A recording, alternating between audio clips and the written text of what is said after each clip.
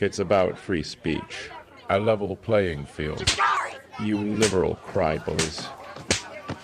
Now, pay $8.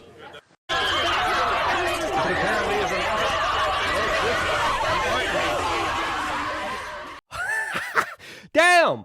Why did Elon have to do him like that? Welcome back, beautiful and amazing human beings. My name's Zukradowski here of wearechange.org, and I think it's fair to say that things are very strange in this world, to say the least, and going to get a lot stranger. We're going to be talking about that with all the latest domestic developments with a bigger picture and perspective on the utter lunacy that, of course, is American foreign policy and the utter devastation that is happening right now because of the larger proxy war happening between the East and the West. We're going to be talking about that, plus a lot more, all here on this independent media broadcast. If you like the shirt that I'm wearing, you can get it on thebestpoliticalshirts.com, and the clip that we played in the beginning of this video, this amazing meme magic in video motion, was done by Neo 1984. You could find him at Neo 1984 on multiple social media platforms. It looks like he or she does have a YouTube channel, so we will be linking that down in the description below, or they might have taken it down already. Who knows? I hope not, as of course the meme magic captured here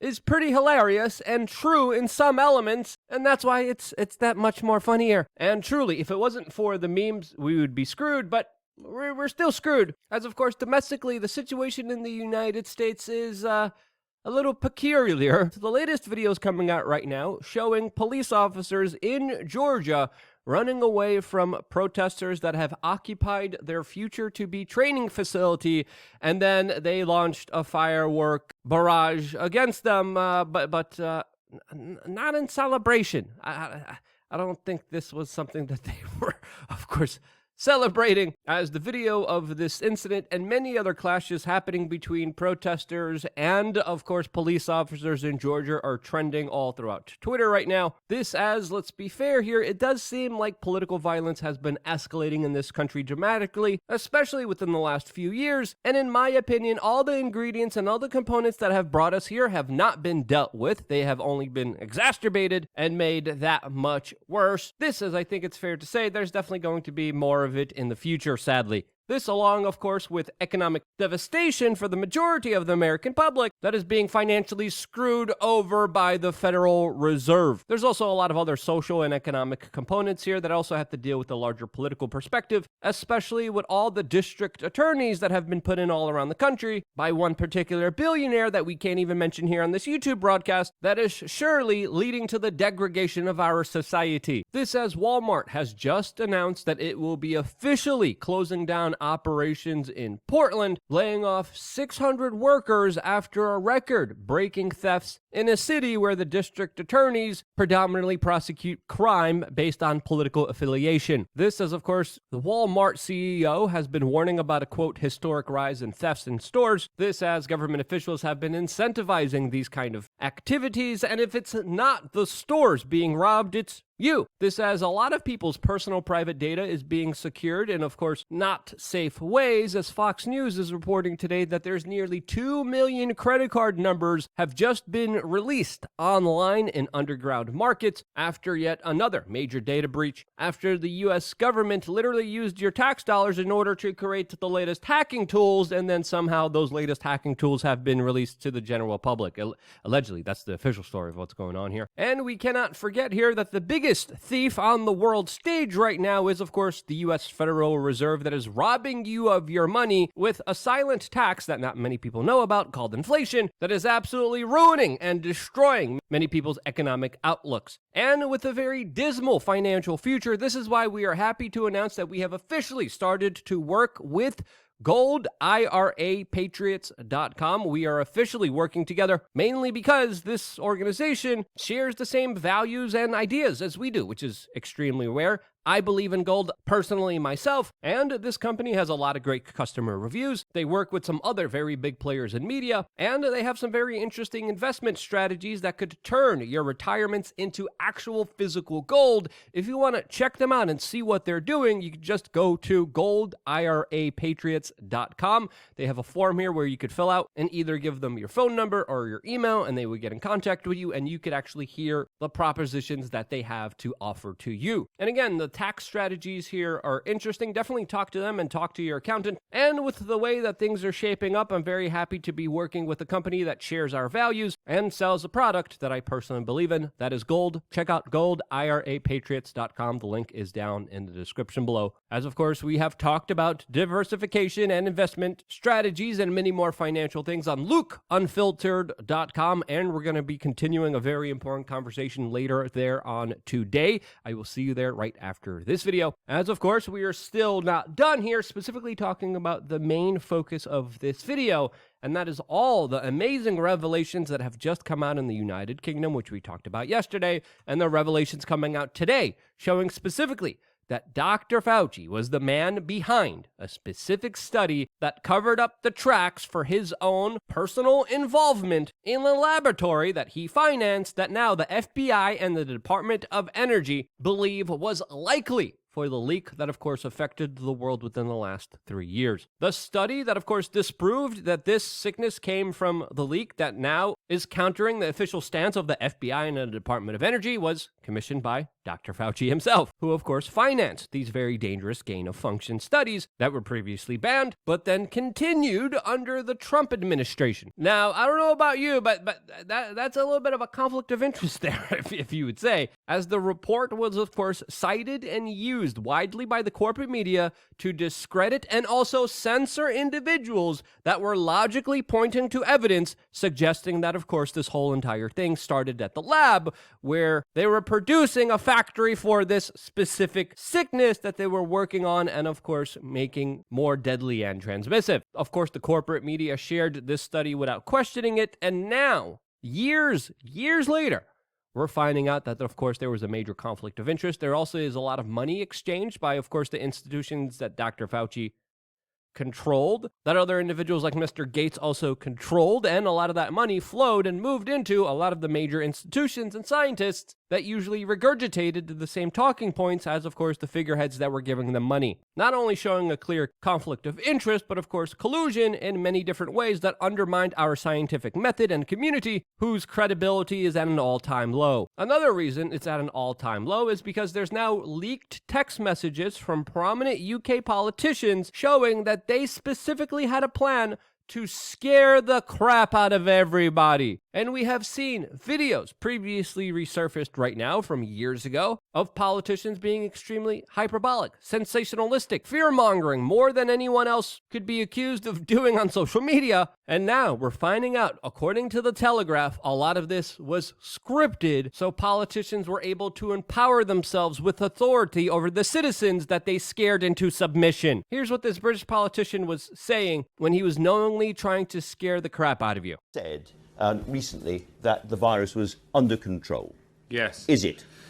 No, it's not. The new variant is out of control, and we need to bring it under control. And this news about the new variant has been an incredibly difficult end to, frankly, an awful year. And it's important for everybody to essentially act like they might have the virus. And that's the way that we can control it together. Yeah, sure, buddy. And of course, the people questioning a lot of this sensationalistic fear-mongering were, of course, censored on social media for even daring to counter it, as, of course, the general public didn't get a chance to hear an opposing point of view because of big tech social media censorship. What's also interesting about this story coming from the United Kingdom and the United States is that there's actually some reporting on it, since we don't usually see this from the corporate media. I think that those politicians and advisors that were leading the response with a huge weight of responsibility, a huge burden on their shoulders, became increasingly detached from what it felt like to be locked down if you were impoverished in a high-rise property with no access to any fresh air or a garden, and the real suffering of people who became very isolated from loved ones, particularly in care homes. And what the messages show is the danger of the power going to the heads of a small group of people after they have seized, if you like, an unprecedented level of control over people's everyday lives. So some of the language in these WhatsApps is absolutely shocking. It doesn't matter where you stand on whether we should or shouldn't have locked down. I think everybody has been jaw-dropping, as they read the content of these communications. Bluntly, many journalists failed to hold the government to account during this very difficult period.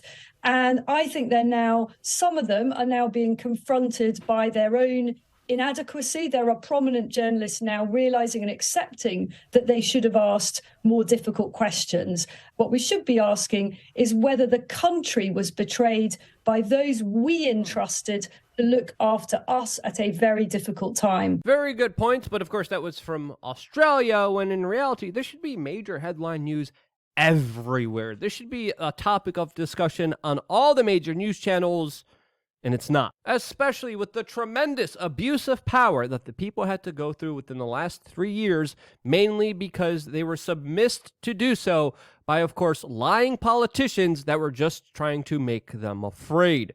And I would say a lot of this larger agenda is predominantly over, or maybe it's not, especially even here in the United States, where the #1 tennis player in the world has now been denied entry into the United States because he didn't comply with the wishes of politicians. But overall, I would say that this has been an era of absolutely insane nonsense that is only going to be forgotten if politicians stir up the next insane nonsense so you forget what they put you through before.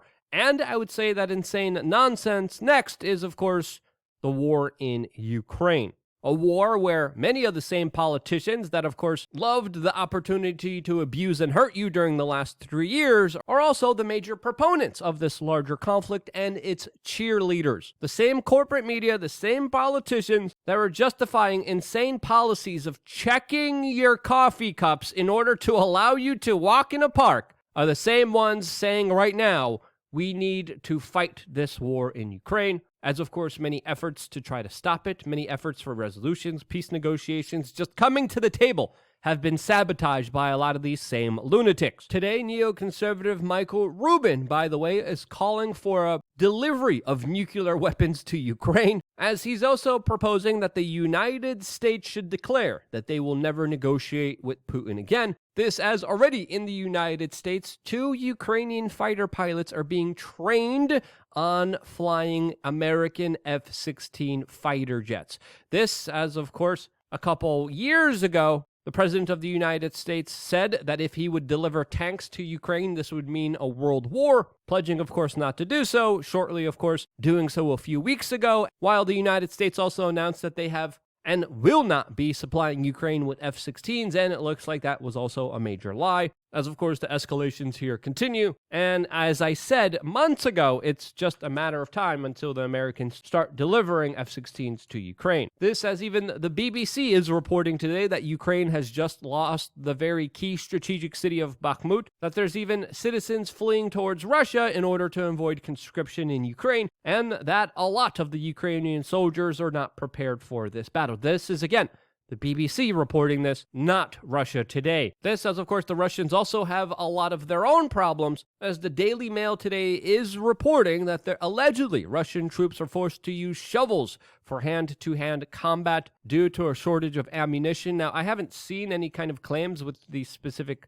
use of shovels, but I think it's fair to say that there probably is a major shortage of ammunition, as of course this has been previously reported beforehand, and Russia has even lost territory, mainly because of disrupted supply lines, and specifically the inability to well arm their soldiers. This, as a lot of Russian soldiers have also been documented wearing or making a lot of homemade gear that, of course, wasn't provided to them by the Russian government. This, as the head of the Wagner Group came out today and is also reporting specifically that his troops are not getting enough ammunition, and he says them not being able to get the right ammunition might lead to the collapse and surrender of Bakhmut. This, of course, being a major development, as according now to the Germans, the Chinese government will not be delivering weapons and ammunition to Russia. Is this true? Is Germany lying here? Are they telling the truth here? Is China lying here?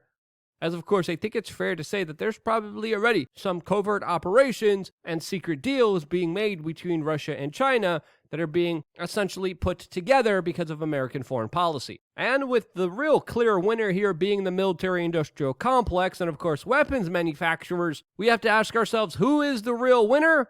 Well, no one. Ukraine is being turned into an utter wasteland, which is devastating, not only for the local population there, but the population of Ukraine, the population of Russia, the population of Europe, the population of the world, that is being negatively affected by this larger geopolitical global conflict that is involving many parts of this world and surely expanding, growing, and hopefully soon, maybe one day, will end somehow in peace so people could pick up the rubble and the destruction that was caused and once again rebuild and start living life in peace. But yet again, this is something that I hope happens. And if you're betting on something to happen because of hope, I hope you're not betting a lot, because those odds don't look good, especially with everything that's happening right now that's going to be prolonging this conflict. And I think that's absolutely insane. If you agree, share this video with your friends and family members. I wouldn't be here if it wasn't for you guys actively watching, sharing this video. And because you do, that's why I'm here. That's why I love you guys. Stay tuned for more here on wearechange.org. One more video coming your way right now on LukeUncensored.com. See you there.